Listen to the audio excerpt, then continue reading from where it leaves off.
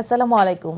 সুপ্রিয় দর্শক, সবাইকে স্বাগত জানাচ্ছি জিটিভির সাপ্তাহিক স্বাস্থ্য বিষয়ক আয়োজন এসপি হসপিটাল নিবেদিত আপনার স্বাস্থ্য অনুষ্ঠানে।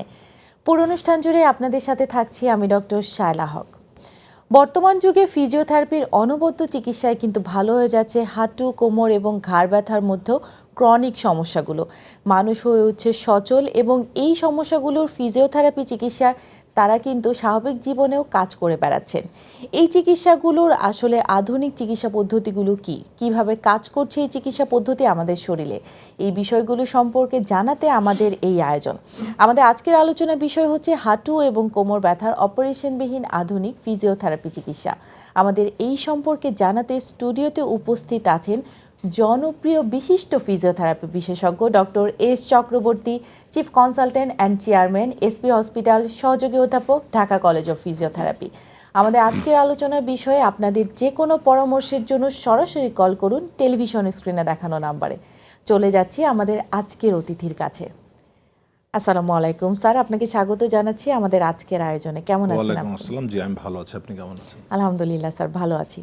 স্যার, ফিজিওথেরাপি চিকিৎসায় যে প্রতিনিয়ত হাঁটু এবং কোমর ব্যথা ভালো হয়ে যাচ্ছে ম্যাজিক্যালি, এই হাঁটু এবং কোমর ব্যথার কারণগুলো আগে আপনার কাছে জানবো এবং এরপরে চিকিৎসা সম্পর্কে জানবো। ধন্যবাদ আপনাকে, খুব সুন্দর প্রশ্ন। আসলে এই কথাটাই আমরা সবসময় মানুষকে প্রচার করতে চাচ্ছি যে আপনি যে হাঁটু এবং কোমর ব্যথা নিয়ে ঘুরে বেড়াচ্ছেন এবং সবাই প্রতিনিয়ত ব্যথার ওষুধ খাচ্ছেন, আসলে কারণটা না জেনে যে ব্যথার ওষুধ খাচ্ছেন, এতে কি হচ্ছে আস্তে আস্তে আস্তে নিজে আপনি সর্বনাশের দিকে চলে যাচ্ছেন। যেটা হাঁটু এবং কোমর ব্যথার জন্য ব্যথার ওষুধ অ্যাকচুয়ালি রোগীকে আস্তে আস্তে ধ্বংসের দিকে ঠেলে দেয়। এটা কিন্তু রিসার্চের কথা।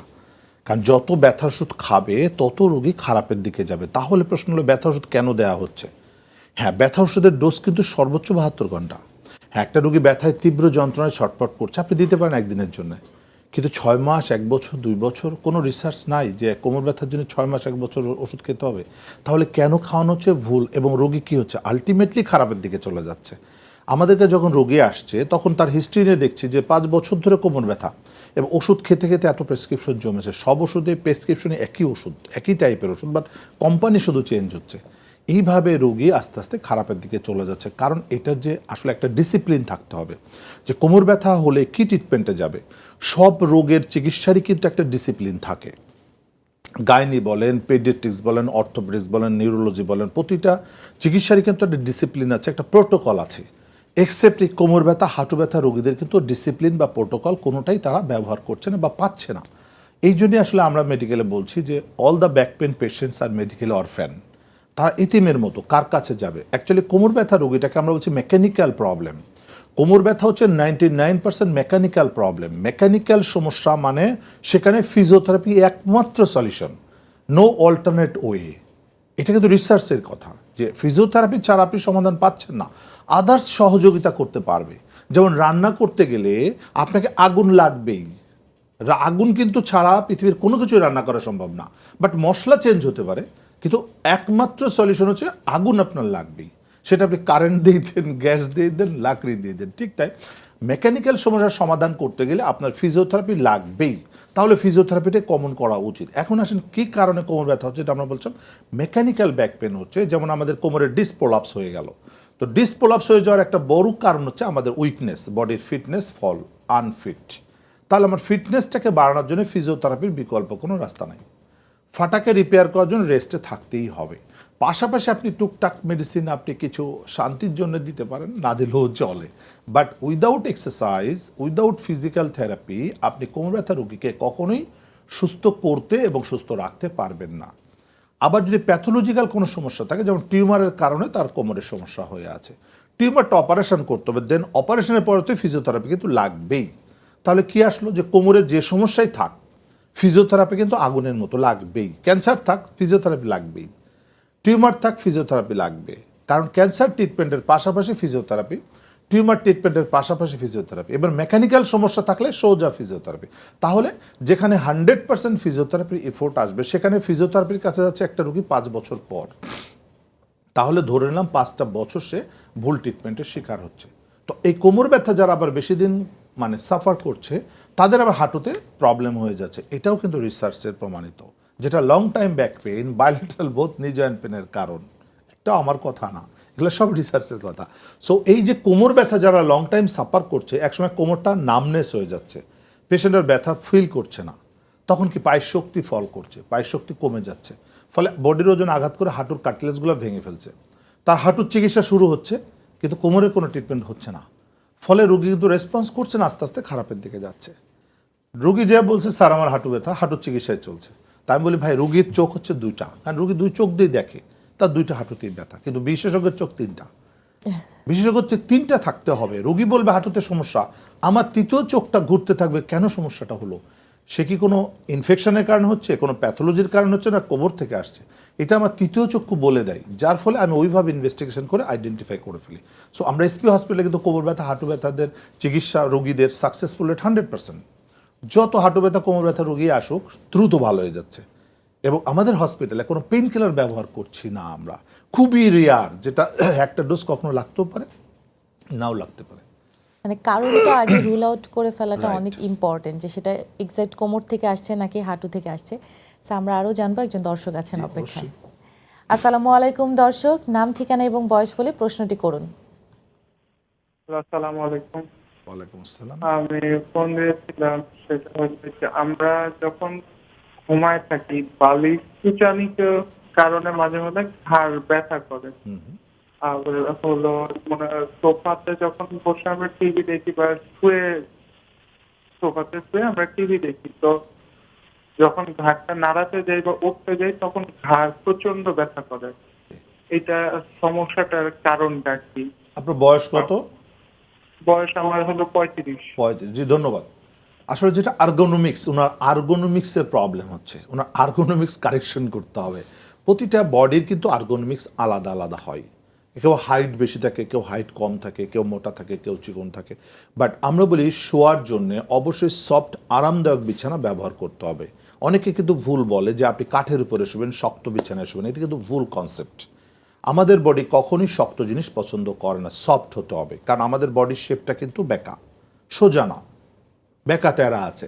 তো এই যে যেসব জায়গা বাঁকা আছে সেই জায়গাগুলোকে রিকভারি করার জন্য সেখানে সফট কিছু মানে এলিমেন্টস দরকার আছে, যার ফলে সফট বিছানা হতে হবে এবং বালিশ হতে হবে সফট, বাট 4 মানে 4 ইঞ্চি ছোট একটা বালিশ। অনেক আছে ডাবল বালিশ ব্যবহার করছে, ফলে কি হচ্ছে লং টাইম আপনার স্পাইনটা স্ট্রেচিংয়ে থাকার কারণে সার্ভাইকাল স্পাইনে ফাটল ধরছে এবং যার ফলে ডিসপ্রলাপস হচ্ছে, সেখান থেকে ব্যথা শুরু হচ্ছে। এই যে তার একই ঘটনা, হয়তো সোপাই কখনো হেলান দিয়ে শুয়ে আছে, ঘন্টার পর ঘন্টা টিভি দেখছে, ফলে এখানে স্ট্রেচিংয়ের কারণে যেটা বলে, আপনি যদি আঙুলটা, এই আঙুলে কোনো ব্যথা নেই, আঙুলটাকে যদি ধরে রাখেন আপনি 10 মিনিট, দেখবেন এখানে প্রচণ্ড ব্যথা হচ্ছে।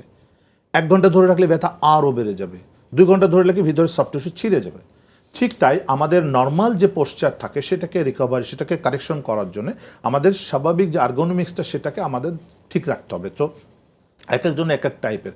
সো দর্শক, আপনার যে প্রবলেমটা আছে অবশ্যই একজন ফিজিওথেরাপি স্পেশালিস্টের সাথে মানে কমিউনিকেশন করে তার কিছু সাজেশন নিয়ে আপনার কিছু এক্সারসাইজ করতে হবে, মাসলকে স্ট্রং করতে হবে এবং আপনার যে পোশ্চার আছে ওটাকে কারেকশন করতে হবে। আমি আপনাকে সাজেস্ট করবো অবশ্যই একজন ফিজিওথেরাপি বিশেষজ্ঞের পরামর্শ নিয়ে একটু ফিজিওথেরাপি বা এক্সারসাইজ শিখে নেবেন, নিজে নিজে করবেন এবং ওই পোশ্চারগুলো কারেকশন করবেন। ধন্যবাদ আপনাকে। স্যার, এই পেশেন্টের কোশ্চেন থেকে আসি, আপনি যেহেতু ঘাড় ব্যথার কথা উনি বলেছেন এবং আপনি বলেন যে বেডের একটা ব্যাপার সম্পর্কিত থাকে আমাদের ঘাড়ের বা কোমরের ক্ষেত্রে, তাহলে যে ইদানিংকালে অর্থোপেডিক ম্যাট্রিক্স, স্টপার, এই যে জিনিসগুলো যে ব্যবহার করে, এতে কি উপকার পাওয়া সম্ভব? যে এটা উপকার না, আসলে এটা জাস্ট মেনটেনেন্স করা। একটা বিছানা দিয়ে আপনি রোগ ভালো হয়ে যাবেন, এটা ভুল ধারণা। অসুখ হলে চিকিৎসা করতে হবে, মেকানিক্যাল প্রবলেম হলে কারেকশন করতে হবে। আপনি বিছানায় শুয়ে থাকবেন কোমর ব্যথা ভালো হয়ে যাবে তা না। হ্যাঁ, ওইটা আপনার আরামের জন্যে, আপনার জন্য কোমর ব্যথা না হয়, প্রিভেন্টিভ।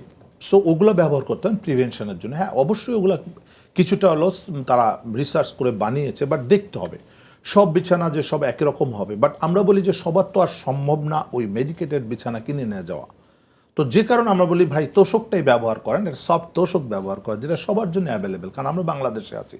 আমি যদি বলি সবাইকে বলি আপনি অর্থোপেডিক্স বিছানা কেনেন, একটা 20,000 টাকাতে অর্থোপেডিক্স বেড কিনা সবার পক্ষে সম্ভব না।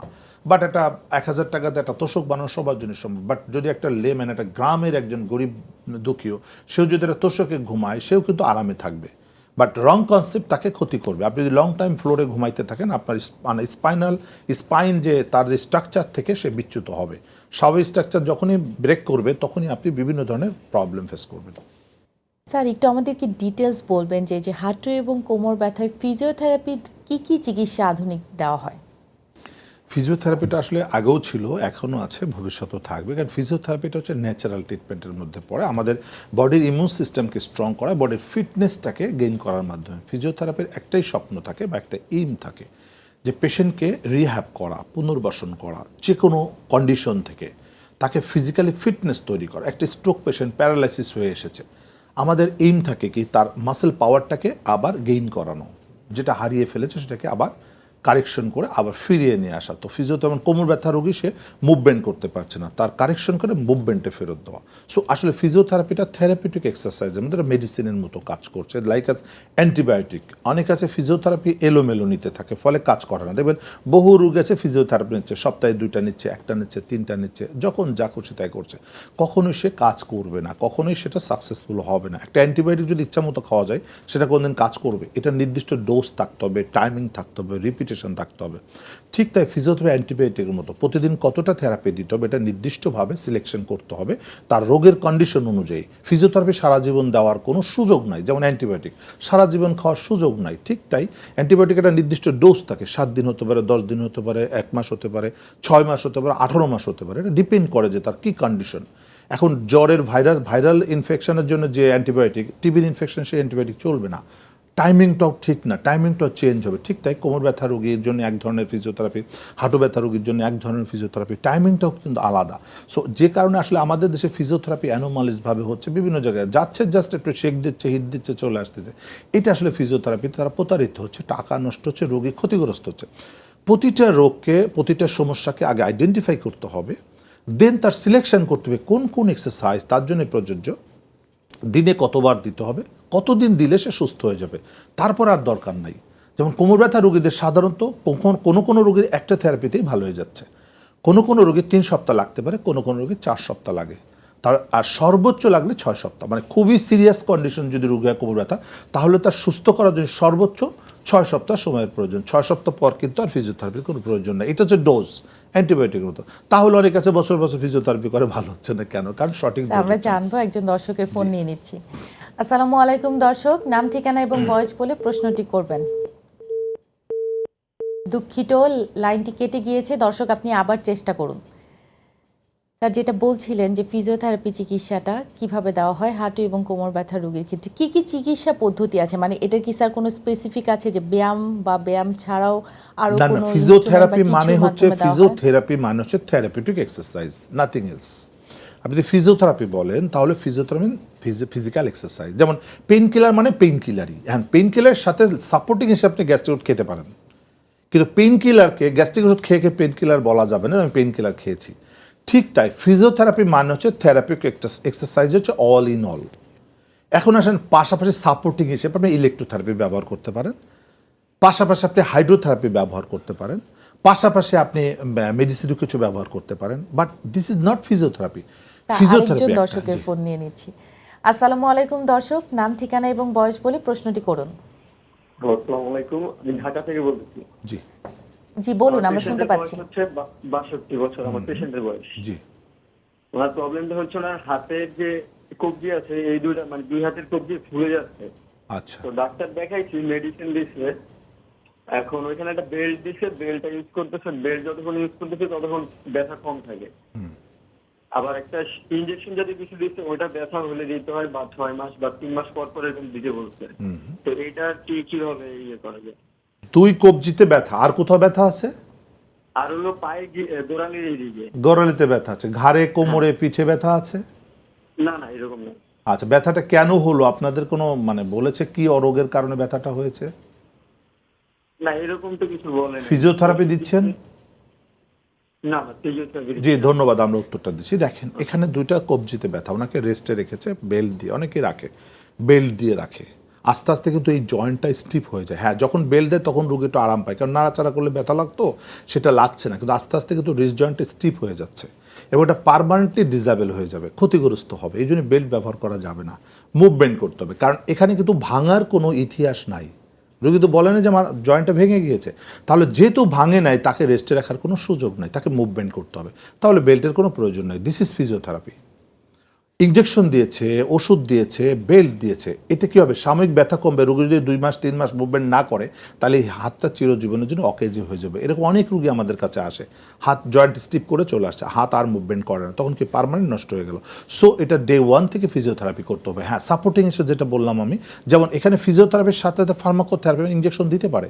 ইনজেকশনটা কি হবে? আগুনে যেমন পানি ঢেলে দিলে আগুনটা কিছুটা কমে যায়, পানি দিয়ে কিন্তু শেষ না, তারপর অনেক কাজ করতে হয়। ঠিক তাই ইনজেকশন দিয়ে ব্যথা কমছে, বাট ফিজিওথেরাপি দিয়ে এটাকে রিকভারি করতে হবে। তার functional activities, movement, muscle power সব কিছু আবার রিগেইন করলে সে 100% কারেকশন হয়ে যাবে, আর ব্যথাটা বারবার আসবে না। দর্শক, আমিও সাজেস্ট করবো অবশ্যই এখানে ফিজিওথেরাপি লাগবে। একজন ফিজিওথেরাপি বিশেষজ্ঞের পরামর্শ নিয়ে সরাসরি সেখানে গিয়ে ফিজিওথেরাপি করতে হবে, তাহলে এটা পার্মানেন্টলি ভালো হয়ে যাবে। ধন্যবাদ আপনাকে। স্যার, আপনি যেভাবে বলছিলেন যে ফিজিওথেরাপি হচ্ছে থেরাপিউটিক চিকিৎসা, মানে স্পেসিফিক আমার কিন্তু সেই এক্সারসাইজগুলো ঠিকভাবে না জি। করলে যদি আমি উল্টাপাল্টা করি, তাহলে কিন্তু আমার ব্যথাটা ভালো হবে না। রাইট, যেমন দেখেন মেডিসিনের দোকানে কিন্তু অনেক ওষুধ থাকে, সব ওষুধ কিন্তু একটা রোগী খেতে পারে না। এক একজন রোগীর জন্য এক এক টাইপের মেডিসিন, তাই না? কারোর জন্য 2টা, কারোর জন্য 3টা, কারোর জন্য 5টা, কারোর জন্য 10টা। সিলেকশনটা কে করে? বিশেষজ্ঞ। ঠিক তো, একটা মানুষের শরীরে বহু এক্সারসাইজ আছে ফার্মেসির মতো। তার মানে আপনার রোগ হলে সব ব্যায়াম একসাথে শুরু করে দিবেন, এলোমেলো করবেন, মানে আপনার অসুখ হয়েছে, আপনি দোকানে যে বললেন ভাই 4-5টা ভালো ভালো ওষুধ দিয়ে দেন, তা তো হবে না। যেটা যেটা পছন্দ খেয়ে ফেললেন, তা তো হবে না। অবশ্যই নির্দিষ্ট মেডিসিন হতে হবে। ঠিক তাই ফিজিওথেরাপিটা ঠিক তাই, এই এক্সারসাইজগুলো হতে হবে একেবারেই নির্দিষ্ট। কোন এক্সারসাইজ কোন রোগের জন্য, এটা কিন্তু এডুকেশনের, পড়াশোনার মাধ্যমে শিখে আসতে হবে, রিসার্চের আরেকজন মাধ্যমে দর্শকের শিখে ফোন আসতে নিয়ে হবে। নিচ্ছি। জি, আসসালামু আলাইকুম দর্শক, নাম, ঠিকানা এবং বয়স বলে প্রশ্নটি করবেন। হ্যালো, জি বলুন। আমি দিনাজপুর থেকে বলছিলাম, হাসিবুর রহমান। জি, স্যারের কাছে আমার জিজ্ঞাসা, আমি জিটিভির লাইভ প্রোগ্রাম দেখতেছি, জি, তো স্যারের কাছে আমার জিজ্ঞাসা যে আমার কোমর ব্যথা প্রায় 8-10 বছর ধরে। জি, আমি বিভাগীয় শহর রংপুরে 2023 সালে অপারেশন করি, তারপরও আমার কোমর ব্যথা থেকে যায়। ডাক্তারের কাছে আবারও গেলে ডাক্তার বলে যে আস্তে আস্তে সারবে, জি, কিন্তু এখন আমার করণীয় কি? জি, ধন্যবাদ। দেখেন, আমরা সবসময় বলছি কোমর ব্যথা অপারেশন করে লাভ হবে না। উনি অপারেশন করেছেন, এই কথা কি কেউ শুনছে না? তাহলে কেন তাকে পাঠানো হচ্ছে না? মানুষ কি, ডাক্তাররা কি চায়? একজন রোগীর সর্বোচ্চ চিকিৎসা চাই, সুস্থতা চাই, সবারই তো একই উদ্দেশ্য। সো রেফারেলটা আমাদেরকে আগে জানতে হবে। যে ডক্টর যত ভালো রেফারেল করতে জানবে সে তত বড় ডাক্তার, কারণ রেফার ছাড়া কখনো চিকিৎসা করা যায় না। কারণ রেফারেল সেই ব্যক্তি করে যখন রোগটাকে কনফার্ম জানতে পারে যেটা আমার কেস না। কারণ আমি যদি করি তাহলে বিপদে পড়ে যাব। এখন একটা টিউমার ক্যান্সার নিয়ে যদি আমার কাছে থেরাপি দিতে আসে, আমি তো জীবনও দিব না, আমি বলবো ভাই আগে সার্জারি করে আসেন, তাই না? ঠিক তাই এই কারণে যে কোমর ব্যথা রোগীরা অনেক সময় টিউমার নিয়ে আমার কাছে আসছে, আমি থেরাপি দিচ্ছি না, আমি আইডেন্টিফাই করে তাকে রেফার করে দিচ্ছি। যে কারণে আমার ডায়াগনোসিস ফাস্ট এবং ডিসিশন মেক করতে হয় রিসার্চের ভিত্তিতে। ওনার ডিসপোলাপ ছিল, ওনার ডিসেক্টমি করেছে, কিন্তু ভালো হবে না, এটা রিসার্চেই বলছে। তো রিসার্চ কি বলছে? ফিজিওথেরাপি এটা ভালো হবে, এটা রিসার্চের কথা। এখানে রেস্ট লাগবে, কারণ ফাটল আছে। কোনো কিছু ফেটে গেলে, শরীরে কোনো কেটে গেলে সেই জায়গাটা কি করতে হয়? ইমোবিলাইজ করে রাখতে হয়, এটা রিসার্চের ভাষা। তাহলে ওনার মেরুদণ্ডে যে ইনজুরি ছিল, ফাটল ছিল, সেটাকে রিপেয়ার করেছে? করে নাই। করতে গেলে 42 দিন রেস্টে থাকতে হবে। আপনি অপারেশন করেন আর না করেন, 42 দিন রেস্ট বাধ্যতামূলক। যেমন হাড় ভেঙে গেল, আপনি অপারেশন করবেন, প্লাস্টার করবেন না, হাড় কি জোড়া নিবে? অপারেশন করেন, ভিতরে প্লেট স্ক্রু দেন, যাই দেন, প্লাস্টার মাস্ট। তার মানে প্লাস্টারটা কিন্তু কমন। যদি ডিসপ্লেস না থাকে, শুধু প্লাস্টারই ভালো হয়ে যাচ্ছে। ঠিক তাই কোমরে যদি ডিসপোলাপস থাকে, অপারেশনে যাওয়ার আগে 10 বার ভাবতে হবে, কারণ আমাকে 42 দিন রোগীকে রেস্টে রাখতে পারবো কিনা। সো আমরা যেটা বলছি যে অপারেশন করে হ্যাজার্ড বাড়ায় আমরা রেস্টে রেখে রোগী ভালো করছি, দরকার কি? অপারেশন ছাড়াই ভালো করা সম্ভব। বাট যারা অপারেশন করে ফেলেছে তাদের জন্য সুখবর, বেড রেস্টে থাকতে হবে 3 থেকে 6 সপ্তাহ, দেন ফিজিওথেরাপি 100% রিকভারি হবে। দর্শক, আমি আপনাকে সাজেস্ট করছি, বুঝতে পেরেছেন আমার কথার মধ্যে অনেক কিছু। আপনাকে বেড রেস্টে থেকে 3 থেকে 6 সপ্তাহ কমপ্লিট রেস্টে থেকে ফিজিওথেরাপি করতে হবে, এটাকে বলে অ্যাক্টিভ বেড রেস্ট। 42 দিন চিকিৎসা করুন, ইনশাল্লাহ 42 বছর ভালো থাকবেন। ধন্যবাদ আপনাকে। স্যার, এই পেশেন্টের মতো অনেকেই কিন্তু আসলে বিভিন্ন সেন্টারে দৌড়াচ্ছে, ঘুরছে, কিন্তু তারা সঠিক ফিজিওথেরাপিগুলো কিন্তু পাচ্ছে না, যেটা হয়তো আপনার সেন্টারে এসপি হসপিটালে অ্যাভেলেবল। এসপি হসপিটালটা বাংলাদেশে একমাত্র ফিজিওথেরাপি হসপিটাল যেখানে কন্টিনিউ আমাদের রিসার্চ চলছে। আমাদের কলেজ আছে, ফিজিওথেরাপি কলেজ আছে এসপি হসপিটাল, যেটা Dhaka college of physiotherapy, Dhaka বিশ্ববিদ্যালয়ের অধিভুক্ত। 30টা সিট নিয়ে আমাদের কলেজ চলছে, সেখানে আমাদের প্রফেসর আছে, প্রিন্সিপাল আছে, আমাদের স্টুডেন্ট আছে। সো রিসার্চ চলছে, যার ফলে আমরা রিসার্চের ভিত্তিতে চিকিৎসা করছি। আর রিসার্চের রেজাল্ট তো বুঝতেই পারছেন 100% সাকসেসফুল হবে। তারপরও নতুন নতুন রিসার্চ হচ্ছে, যেমন পিএলআইডি যদি থাকে সেখানে এক্সারসাইজটা কোন টাইপের হবে এটা কিন্তু রিসার্চ করে বের করেছে যে সেখানে এক্সটেনশন এক্সারসাইজ লাগবে। কোমর ব্যথা যদি পিএলআইডি পোস্টেরিয়র ডিস্ক প্রলাপস হয় তাহলে এক্সটেনশন ছাড়া ফ্লেকশন দিলে রোগী প্যারালাইসিস হয়ে যাবে। ঠিক তাই যদি লিস্থেসিস থাকে সেই ক্ষেত্রে এক্সারসাইজ যদি আবার এক্সটেনশন হয় তাহলে প্যারালাইসিস হয়ে যাবে। এখন দেখেন যে কোমর ব্যথা কি লিস্থেসিসে হচ্ছে না ডিস্ক প্রলাপসে হচ্ছে। এখন ওই আন্দাজে কেউ ব্যাক এক্সটেনশন এক্সারসাইজ দেয় আর যদি তার লিস্থেসিস থাকে তাহলে সে প্যারালাইসিস হয়ে যাবে। স্যার আরেকজন দর্শকের ফোন নিয়ে নিচ্ছি। আসসালামু আলাইকুম দর্শক, নাম ঠিকানা এবং বয়স বলে প্রশ্নটি করুন। হ্যালো, আসসালামু আলাইকুম। ওয়ালাইকুম আসসালাম। বয়স হচ্ছে, নাম হচ্ছে হ্যাঁ, বয়স হচ্ছে 91 বছর। আমি আপনার টিভিটা বন্ধ করে কথা বলুন। হ্যালো, জি দর্শক বলুন, শুনতে পাচ্ছি, আপনার সমস্যাটি বলুন। হ্যালো, দর্শক আপনি কি শুনতে শুনতে পাচ্ছেন পাচ্ছেন? আমাদেরকে? কথা বুঝতে পারি না। আপনি বলুন, আমরা বুঝতে পারছি। আপনার সমস্যা বলুন।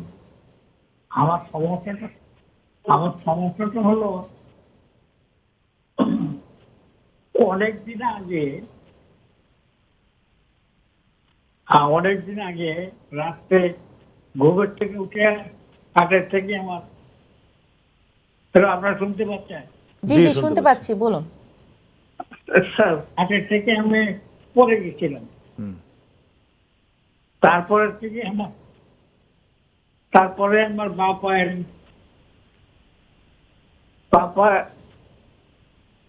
বাম পায়ে ব্যথা আছে, হাঁটতে অসুবিধা হচ্ছে।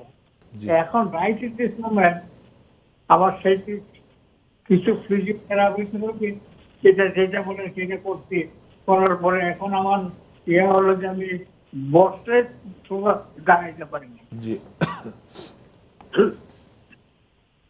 জি, আমরা বুঝতে পেরেছি। জি, ধন্যবাদ জি, দর্শক আমাদের শুনে সাথে নিন থাকুন। আপনার উত্তরটি। হ্যাঁ, বয়স্ক এরকম অনেক রোগী আছে, 80 বছর, 90 বছর, 100 বছরের রোগীও আছে। আমাদের হসপিটালে ভর্তি আছে অনেক রোগী। এটা হচ্ছে জেনেটিক প্রবলেম। এদের ব্যাকে প্রবলেম, এদের হিপ জয়েন্টে প্রবলেম, নি জয়েন্টে প্রবলেম। কেন? স্ট্রাকচার দুর্বল হয়ে গেছে, মাসেল পাওয়ার কমে গেছে, ফিজিক্যালি ফিটনেস নাই, ফলে ব্লাড সার্কুলেশনের প্রবলেম হচ্ছে, ব্রেনে ব্লাড সার্কুলেশন কম পাচ্ছে, ফলে আলঝাইমার হচ্ছে, ব্রেন থেকে সিগন্যাল কমে যাচ্ছে, পোর ব্যালেন্স কমে যাচ্ছে, ফলে কি হচ্ছে, সে কীভাবে উঠবে, কাজ করছে না, ব্রেন তাকে সিগন্যাল প্রপারলি দিচ্ছে না, টাইমিং ডিফারেন্স হয়ে যাচ্ছে। আমাদের ব্রেন আমাদের বডির সাথে টাইমিং সেকেন্ড, মিলি সেকেন্ড, ন্যানো সেকেন্ডকে কাউন্টডাউন করতে হয়। প্রতি সেকেন্ডে আমাদের যদি মুভমেন্টে একটু মিস করে তাহলেই কিন্তু আমরা ফল করতে পারি। সো এই যে জিনিসটা, এটা টোটাল কন্ট্রোল করছে ব্রেন। সো বয়সের কারণগুলো ডিস্টার্ব হয়, ফলে এখানে ফিজিওথেরাপি বা রিহ্যাবিলিটেশন করতে হয়, কন্টিনিউ প্রসেস। এবং এটা আসলে বাসায় থেকে হয় না, এটা হসপিটালে রেখে, আমাদের হসপিটালে রেখে আমরা এটা কারেকশন করে দিই। তারপর আমরা একটা ফর্মুলা দিয়ে দিই, সিস্টেম দিয়ে দিই, আপনি এইভাবে লাইফস্টাইলটাকে চালাবেন। কারণ 90 বছরের লাইফস্টাইল আর 20 বছরের লাইফস্টাইল তো এক না। সো 90 বছরের যে কারেক্টিভ স্টাইলটা কিভাবে করবে, এটা একজন বিশেষজ্ঞ তাকে ডিরেকশনটা দিয়ে দেয়। দর্শক, আমি আপনাকে সাজেস্ট করব যে আপনি একজন ফিজিওথেরাপি স্পেশালিস্টের শরণাপন্ন হয়ে বিশেষজ্ঞ হসপিটালে ভর্তি থেকে আপনাকে 3 থেকে 4 সপ্তাহ কন্টিনিউ ফিজিওথেরাপি রিহ্যাবিলিটেশনের মাধ্যমে আপনি আবার স্বাভাবিক জীবনযাপন করতে পারবেন। ধন্যবাদ আপনাকে। স্যার, এই ধরনের পেশেন্টের মতন যারা হচ্ছে জেরিয়াটিক অর্থাৎ বৃদ্ধ বয়সের পেশেন্ট আছেন বা অনেকেই কিন্তু জানতে চায় আপনার হসপিটালের অ্যাড্রেসটা, তাদের উদ্দেশ্যে আপনার হসপিটালের অ্যাড্রেসটা। জি দর্শক, আমি এসপি হসপিটাল, ওখানেই বসি সপ্তাহে 7 দিন, সকাল 10টা থেকে 2টা এবং বিকেল 5টা থেকে রাত 9টা। ওখানে আসলে আমাকে পাওয়া যাবে। এসএস কলেজ যে কোনো নাম্বারে ফোন করে সিরিয়াল দিয়ে আসতে পারেন, অথবা আমার নাম্বারটা বলে দিচ্ছি, এই নাম্বারটা লিখে রাখবেন, এই নাম্বারে ফোন করে যে কোনো সময় সিরিয়াল দিয়ে আসতে পারবেন। 0179 355 7825। আমি আরেকবার বলছি, 0179 355 7825। এটা আমার পার্সোনাল নাম্বার। এই নাম্বারে আমার সঙ্গে সরাসরি কথা বলে সিরিয়াল দিয়ে আসতে পারবেন। ধন্যবাদ সকলকে। স্যার, আপনাকে অসংখ্য ধন্যবাদ এত ব্যস্ততার মাঝে আমাদের স্টুডিওতে এসে এত সুন্দর সুন্দর পরামর্শগুলো আমাদের দর্শকদেরকে দেওয়ার জন্য। আপনাকেও ধন্যবাদ। দর্শক, শেষ করছি আমাদের আজকের আয়োজন। ফিজিওথেরাপি চিকিৎসায় সঠিক চিকিৎসার মাধ্যমে আপনার কোমর ব্যথা, হাঁটু ব্যথা, ঘাড় ব্যথা সহ যে কোনো পরামর্শ কিন্তু আপনারা পেতে পারেন এসপি হসপিটালে। স্যারের দেখানো অ্যাড্রেসে চলে যেতে পারেন, স্যারের কনসালটেশন নিতে পারেন, অথবা আমাদের সাথেও কিন্তু সরাসরি যোগাযোগ করতে পারেন টেলিভিশনের স্ক্রিনে দেখানো নাম্বারের মাধ্যমে। দেখা হবে আগামী সপ্তাহে নতুন কোনো বিষয় নিয়ে। ততক্ষণ পর্যন্ত ভালো থাকবেন, সুস্থ থাকবেন। আর আমাদের এই আজকের অনুষ্ঠানটি পুনঃপ্রচার দেখতে পারবেন আগামীকাল ঠিক ভোর 5:30 আল্লাহ হাফেজ।